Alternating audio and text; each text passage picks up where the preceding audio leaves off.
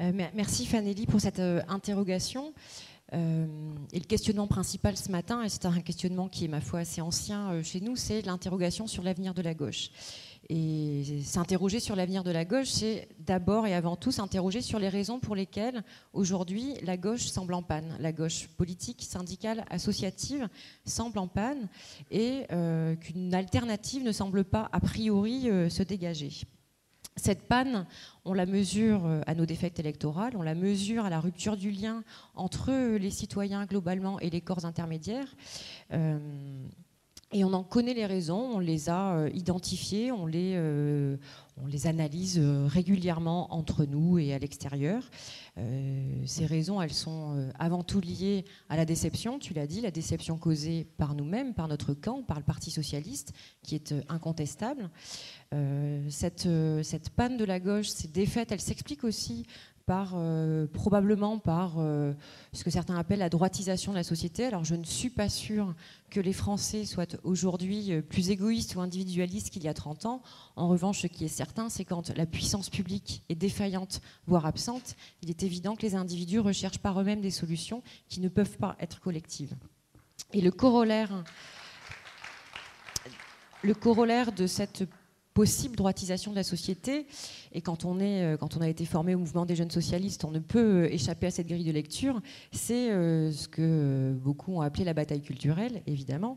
Bataille culturelle, alors je ne sais pas si... bataille culturelle qu'on a perdue, c'est incontestable, je ne sais même pas si on l'a menée, en fait, cette bataille culturelle. C'est-à-dire, finalement, se doter des outils qui nous permettrait de diffuser massivement nos valeurs, notre fond politique, notre projet commun de société.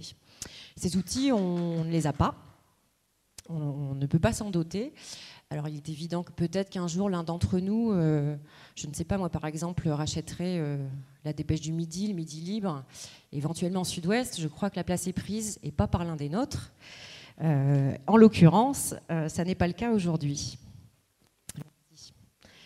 Donc ces raisons, elles sont connues, elles sont identifiées, et je le disais, on en débat souvent entre nous. Il n'en reste pas moins que ces facteurs, ils sont à la fois conjoncturels, la déception causée par le Parti socialiste, je l'espère, est conjoncturelle, elles sont aussi exogènes, je le disais, on ne les maîtrise pas. Et je crois qu'il existe une autre raison qui explique la panne actuelle de la gauche. Et cette raison, elle trouve ses racines beaucoup plus loin, beaucoup plus en profondeur, à mon sens. Et elle est liée à tous ces gens qui pourraient ou qui devraient être de gauche, en tout cas voter à gauche, et qui sont persuadés, absolument persuadés, que la politique ne peut pas leur appartenir, que l'action publique ne peut pas leur appartenir. On les croise, ces gens, régulièrement dans notre quotidien, qu'il s'agisse de nos campagnes électorales, nos campagnes thématiques. Ce sont aussi des collègues, pour certains d'entre nous. C'est aussi particulièrement frappant dans une partie de la jeunesse. Je suis enseignante dans un centre de formation auprès d'un public qui est composé de jeunes adultes, alors qui ont des parcours parfois un petit peu compliqués, des parcours scolaires, familiaux, judiciaires, un peu compliqués, ou pas. Mais une chose est sûre, c'est qu'ils sont effectivement persuadés que la politique ne peut pas leur appartenir. Il ne s'agit même pas de la question de la confiscation du politique, qui est pourtant bien réelle, cette confiscation, à tous les échelons, qu'il s'agisse du simple échelon local où force est de constater que pour être, par exemple, candidat aux élections départementales ou tête de liste aux municipales, c'est quand même nettement plus pratique quand on est un homme blanc hétérosexuel sexagénaire. Et je sais de quoi je parle. Ou de la confiscation, peut-être plus grave encore, de ce que la Grèce est en train de traverser depuis ces derniers mois, où il s'agit clairement d'une confiscation du politique, de la souveraineté nationale. Donc là, il ne s'agit même pas de la question de cette confiscation. Je crois qu'on est au-delà de cette question-là.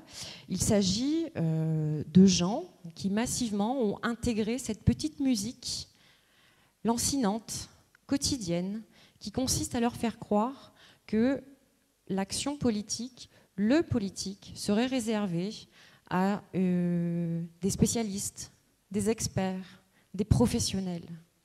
Et quand on intègre ce discours, et quand on le reprend pour soi-même, il est évident qu'on ne va pas ensuite, puisqu'on n'est pas soi-même spécialiste, départager des candidats ou des projets. Donc on ne va pas voter.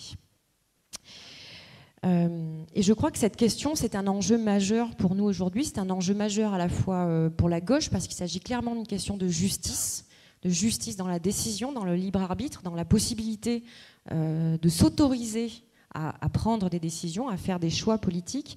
Et c'est un enjeu pour la gauche, parce que je crois que quand le corps électoral se restreint, quand le corps électoral est circonscrit et se circonscrit de plus en plus, et qu'une partie de la population ne va plus voter pour toutes les raisons que je viens d'évoquer, il y a une partie de la population qui, elle, continue à voter, c'est celle qui n'a aucun intérêt, ou qui croit n'avoir aucun intérêt à ce que les choses changent. Et c'est là que les conservateurs dans le corps électoral deviennent majoritaires, ce qui nous pose évidemment des problèmes, nous qui sommes censés être progressistes. Merci beaucoup, messieurs, de me ramasser mes feuilles. Alors c'est un enjeu majeur, et il faut accepter aussi que cet enjeu, que ce défi, il soit de long terme. Il ne s'agit pas de le régler pour 2017, il vaut mieux se le dire tout de suite. Et il s'agit en revanche de s'autoriser en tant que militant, voire de se convaincre en tant que militant, que notre rôle, c'est aussi de préparer la suite, l'avenir sur un long terme. Ce défi, je le disais, il est colossal, et je pense que nous ici, à Gauche pour gagner, nous devons en être les chevilles ouvrières, nous devons en être les artisans, parce que d'abord, personne d'autre ne le fera, et qu'ensuite, pour le coup, là, nous avons à notre disposition quelques leviers qui existent déjà. Il existe déjà des leviers institutionnels qui se mettent en place. Nos collectivités, un petit peu partout sur nos territoires, mettent en place des dispositifs de participation citoyenne, qui ont, à mon sens, un écueil principal, c'est que bien souvent, dans la mise en place de ces dispositifs, on ne s'adresse, ou en tout cas les assemblées qui se constituent sont essentiellement composées de gens qui sont soit initiés, ou en tout cas qui ne sont pas dans l'autocensure et qui s'autorisent à penser un projet politique, à prendre des décisions, ne serait-ce qu'à prendre la parole en public, etc. Donc c'est un écueil principal, mais c'est déjà un socle intéressant. Et il existe d'autres leviers. Un levier qui est, à mon sens, important, c'est nous, en tant que militants socialistes de la gauche du Parti socialiste, nous, dans notre parti. On a un rôle à jouer là-dessus. Et il faut admettre que nous avons encore quelques verrous à faire sauter. Alors, je ne vais pas faire un discours sur la rénovation des pratiques politiques. Je voudrais juste prendre un exemple, puisque c'est assez d'actualité, les listes régionales. On est tous dedans. Ça fait des semaines, des mois qu'on compose nos listes pour les élections, nos listes départementales pour les élections régionales. De plus en plus, on fait appel à la société dite civile, parce qu'évidemment, on n'est pas sectaire. Et donc, on fait appel à des gens qui ne sont pas encartés au Parti socialiste. Pourquoi pas ? Là où moi, je suis un petit peu plus dubitative, c'est que cette société civile à laquelle on fait appel, c'est une société civile qui est notabilisée. On va aller chercher le président d'association en se disant qu'on aura l'électorat associatif, ce qui est un leurre. On va aller chercher le chef d'entreprise en se disant qu'on aura le tissu économique local. C'était la dernière, merci. On va aller chercher le président de telle chambre consulaire en se disant qu'on aura les artisans. Non seulement ça ne marche pas électoralement, je crois, mais en plus, en fonctionnant comme ça, on alimente l'idée selon laquelle que tous ceux qui ne sont pas des notables n'ont rien à faire avec nos histoires, n'ont rien à faire avec nous, n'ont rien à faire en politique. Et encore une fois, c'est pas ça évidemment qui va les convaincre d'aller voter en général et en particulier pour nous. Et c'est là où je crois qu'on a un rôle à jouer localement dans nos fédérations. Si ce n'est de refuser ce genre de liste ou de soumettre l'idée qu'on peut composer des listes différemment, en tout cas, là où on a un rôle à jouer, c'est que nous, dans notre quotidien de militants, dans notre quotidien professionnel, on détecte des pépites dans la vraie société civile, entre guillemets. Alors j'ai horreur du mot société civile, j'ai pas l'impression d'être une militaire, mais nous, on a cette capacité à détecter des pépites, des gens qui nous ont rejoints par exemple dans nos campagnes électorales ou encore une fois au travail, dans les campagnes thématiques qu'on peut mener. Et ce sont ces individus-là qu'il faut aller chercher parce que ce sont eux, c'est grâce à eux qu'on pourra convaincre le plus grand nombre qu'ils ont leur place avec nous en politique. Donc c'est une première piste. La deuxième... Merci. Oui. Le troisième levier qui pourrait être à notre disposition, c'est comment est-ce qu'on peut agir, nous, à la fois en tant que militants socialistes de ce courant à gauche pour gagner, mais en dehors du périmètre du Parti socialiste. C'est là où c'est plus compliqué. C'est plus compliqué parce que... effectivement, on ne peut pas demander, c'est un peu compliqué aujourd'hui de demander aux gens d'adhérer au Parti socialiste. Évidemment, on en rêve d'aller voir nos concitoyens en leur disant « Allez, venez nous aider, on va un petit peu secouer le cocotier de l'intérieur, ça va marcher, on va y arriver ». Manifestement, ce n'est pas la bonne période pour le faire, on le voit tous au quotidien. En revanche, on peut expérimenter localement des sas. Moi, j'appelle ça des sas des sas provisoires entre les citoyens qui sont extrêmement éloignés de la vie politique et notre parti. À La Rochelle, par exemple, on a créé une association qui s'appelle la Fabrique citoyenne. Alors, on l'a créée avant le dépôt des motions, hein. On l'a créée quelques mois après les élections municipales. En revanche, on l'a créée en étant très clair. Ce n'est pas un outil de reconquête pour les municipales de 2020. On ne peut pas se permettre d'instrumentaliser à nouveau, j'ai envie de dire, les citoyens.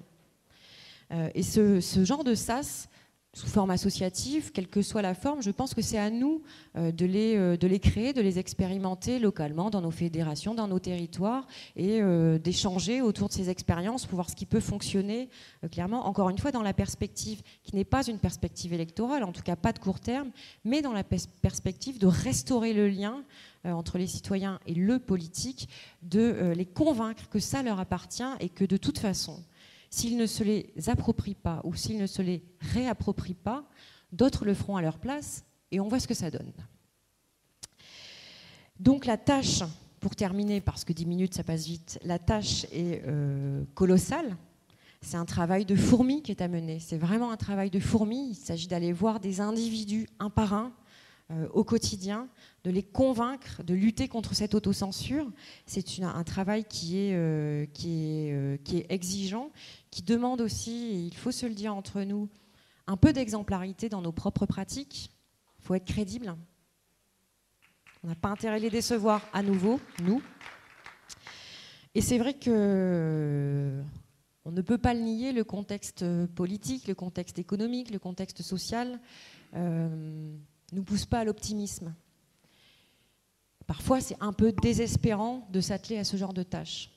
Et en même temps, j'ai envie de finir sur une note positive. Je vous garantis que c'est quand même, et vous le savez puisque vous le pratiquez aussi dans vos territoires, que c'est extrêmement enthousiasmant, ne serait-ce que de convaincre une personne qu'elle a raison de se réinvestir ou de s'investir en politique, qu'elle a raison de faire des choix politiques, qu'elle a raison de se repolitiser et que ça n'est pas sale de se politiser, qu'elle a raison de cliver et d'exiger des décisions politiques. C'est extrêmement enthousiasmant et c'est, je crois, un des socles par lequel nous pourrons partir à la reconquête sur le long terme.